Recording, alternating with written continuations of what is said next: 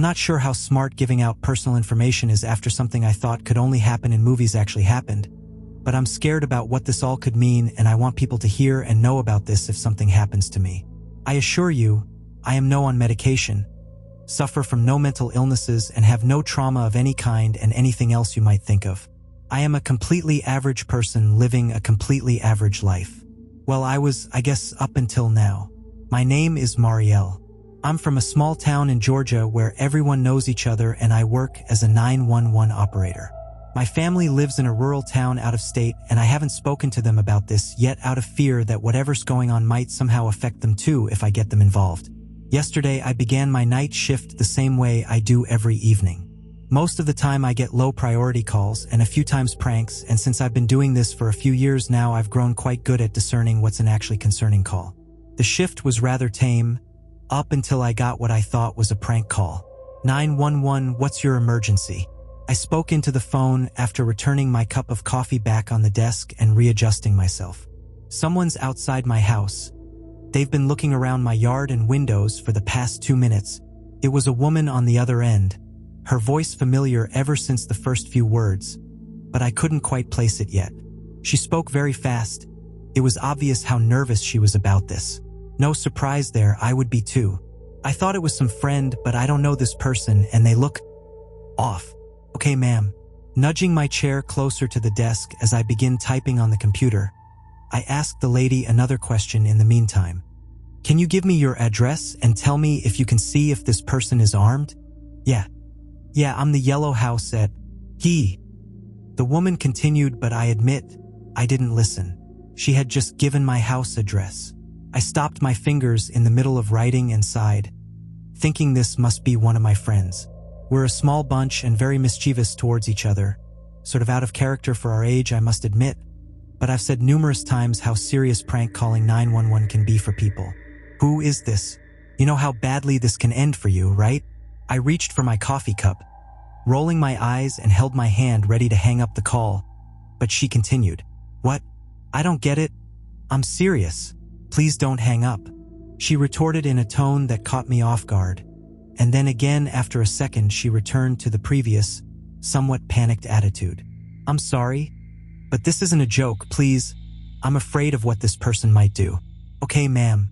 I put the cup back on the desk and was ready to prolong this call to enough of an extent to make this woman face the consequences for holding the line. What bad luck for her, I thought, to get the operator living at the exact house she decided would be her target. What's your name and which room are you in right now? I'm Marielle. I'm looking out my bedroom window right now. They're still there. My blood started to boil. How senseless this person must be. It was obviously a friend. I raised my voice this time, warning them again about how badly they will regret their actions if they prank call again. And just as I was about to hang up, Marielle started to beg me frantically not to. For whatever reason, something inside me was telling me to listen. I decided to give her one more chance, and then I would send the police over to arrest this prank caller and at the very least give her a slap on the wrist. Okay, Marielle, describe the bedroom to me. What? You heard me. What color are the curtains?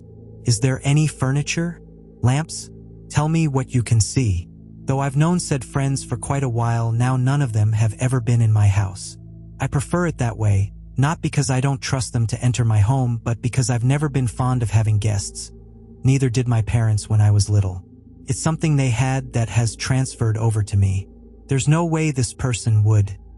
Purple curtains, double bed with a grayish cover with white lines, a wardrobe and a small bedside table with a night lamp on it. She went on for a few seconds while I listened, completely dumbfounded. She was describing exactly how my bedroom looked. Her next words snapped me out of the confusion. Miss, why you asking me this? There's someone outside my house. I couldn't answer her immediately. This was just so surreal. Nothing like anything I'd experienced so far in this job. This woman, apparently named Marielle, who sounds just like me, claiming she lives at my address and is standing in the exact same bedroom as mine, was talking to me, Marielle. How did any of this make sense? I tried to keep my cool and continue talking to her normally, but I could hear the shakiness in my own voice when all I could mutter was an okay, ma'am, before falling silent again and rummaged around my desk drawer to find my personal phone. My ex-husband had installed security cameras facing the front, back and sides of our house at different angles after some people started talking about the same car driving around their homes multiple times during the day and night, but nothing ever came out of it. It didn't hurt to have the extra security measure, but I never thought I'd actually have to use it. I opened the app while this Marielle kept repeating hello, but I was too preoccupied to answer. I admit my heart had dropped into my stomach at this point, and it only got worse after I opened the camera app. My bedroom window looked out of one of the sides of my house, and right beyond the wooden fence was someone pacing left and right while looking up at the house. I finally snapped back. "Okay, Marielle. Okay. I'm sending a patrol car your way immediately. Excuse the holdup." I tried to regain my composure but could still hear my words trembling as I spoke them out loud. While the person wasn't trespassing and technically not committing any crime, what puzzled me more was that I was currently completely free of any alcohol or drug influence, talking to myself. To another me.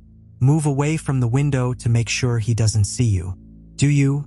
I paused for a moment, taking in how ridiculous the whole situation was again, and finished my question, listening intently for the answer that was about to come from the other Marielle, not sure what I was expecting to hear. "Do you have a weapon in your house you could use in case his intentions become malevolent?" I mean, the only thing I can think of right now are the knives in the kitchen. And there's an old pistol, but it's in the basement and the door to it is outside. Am I going to have to defend myself? She sounded stressed out as she asked, but I was more shocked to hear the same exact words I'd have said in response to this question. "I have a pistol and it's in the basement, the door to which is outside." Still unable to comprehend all of this, I told Marielle, or me I guess, to check again and see where the person is, and reassured her that the patrol car is only a few minutes away from the house. Only now did I finally look around, thinking that I must be dreaming, and caught the gaze of a fellow coworker who had his eyebrow raised. He must have been listening in to my conversation and seen me acting off, but I tried to smile to the best of my ability and nod, quickly returning my focus to my screen before I could see his reaction. "Marielle, do you see them still?" I inquired but got no response for another few moments. She then stumbled on her words and I could hear the door creaking open just as my bedroom door did, and her footsteps rapidly moving from room to room, presumably looking out other windows. No, he's not out there now. I don't know where he is. Oh God, did I miss him? Is he coming towards my house?" She sounded like she was on the verge of a panic attack. I did my best trying to calm her down while searching for the person myself, switching between different cameras, and when I found him I saw him in the backyard with an arm raised in the middle of the air. Moments later a rock flew towards my kitchen window, and though the cameras have no audio to them, Marielle's shriek was perfectly timed in sync with the impact. Holy shit! He just broke one of my windows." She yelled frantically and began raving inaudibly into the phone. Marielle, get to your attic. Quickly. The police will be at your place soon. Use anything you find up there to block the way in." I yelled back, raising my voice loud enough to overshadow hers and to probably scare my coworkers with the sudden decibel increase. Whatever was happening, it was real. There was someone outside my house who had just broken a window, and I was in there, afraid for my life. The advice I gave her was exactly what I would have done.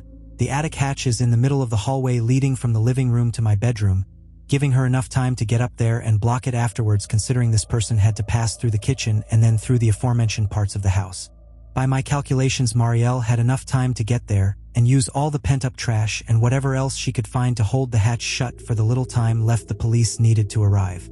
I could hear Marielle slam the door behind her and run down the laminated hallway towards the hatch, and then I gasped audibly as she yelled into the speaker and the phone dropped with a loud thud, her footsteps becoming more and more distant as another, heavier set made their way faster and faster through the hallway and closer to the phone. "Are you still there? The police are almost at your location," was all I could think to say in my last effort to scare whoever this person was away.